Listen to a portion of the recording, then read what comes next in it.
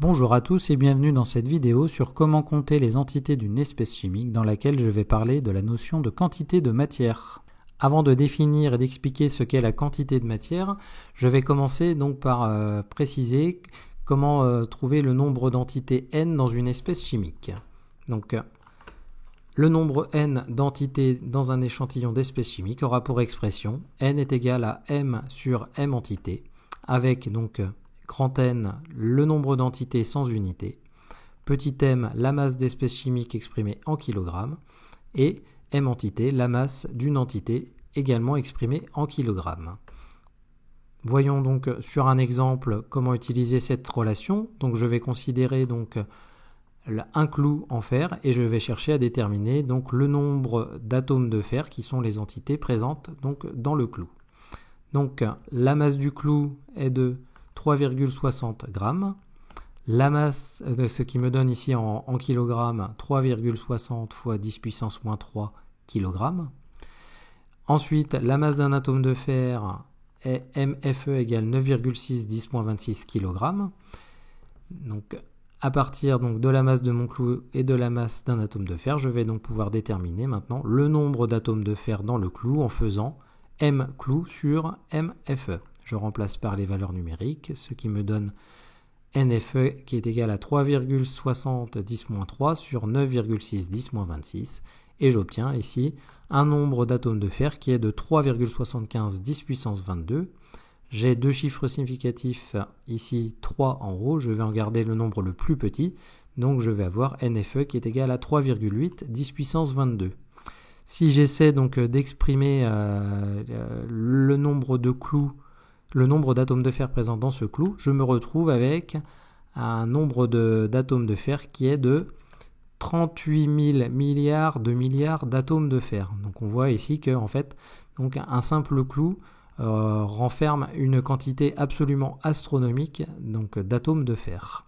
Ces quantités ne seront absolument pas faciles à manipuler et les grandes puissances qui interviennent sont source de problèmes. C'est pourquoi il va falloir utiliser une autre unité et c'est là qu'intervient la notion de quantité de matière avec la mole. Pour pouvoir compter les entités présentes dans une espèce chimique, il a fallu choisir un étalon. Cet étalon se nomme la mole.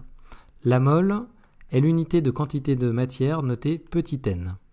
Elle correspond historiquement au nombre d'atomes contenus dans 12 grammes de carbone 12. Ce nombre sera appelé nombre d'Avogadro, on le note Na et il vaut 6,02 10 puissance 23, mol moins 1 pour indiquer que c'est donc le nombre d'entités présents dans une mole. À partir donc de la définition d'une mole, nous allons maintenant pouvoir donc dire ce qu'est la quantité de matière.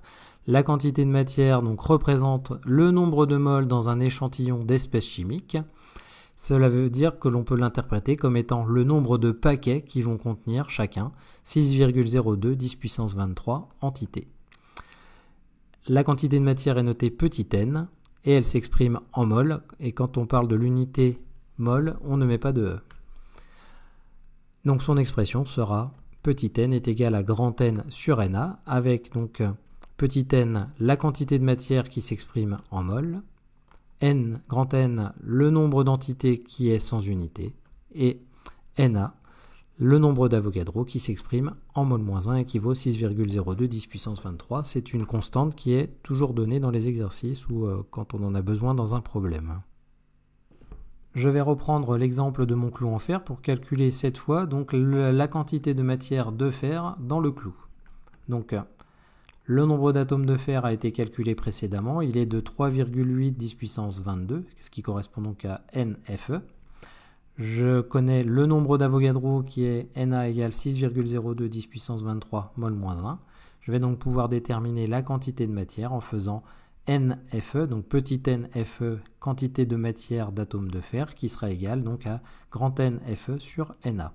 Je remplace par leur valeur numérique, ce qui me donne petit nFE qui est égal à 3,8 fois 10 puissance 22 divisé par 6,02 10 puissance 23. Et j'obtiens donc 6,31 10 moins 2 mol. J'ai trois chiffres significatifs ici, j'en ai 2 en haut. Je vais en garder le nombre le plus petit, c'est-à-dire 2. Je vais donc arrondir mon résultat à NFE égale 6,3 10 puissance moins 2 mol. Donc, à partir de la notion de quantité de matière et de mol, je vois que mon clou en fer va contenir 0,063 mol de fer, qui sera un terme, une grandeur un nombre beaucoup plus facile à manipuler dans la suite que le terme précédent qui était de 38 000 milliards d'atomes de fer. Voilà l'intérêt de la quantité de matière.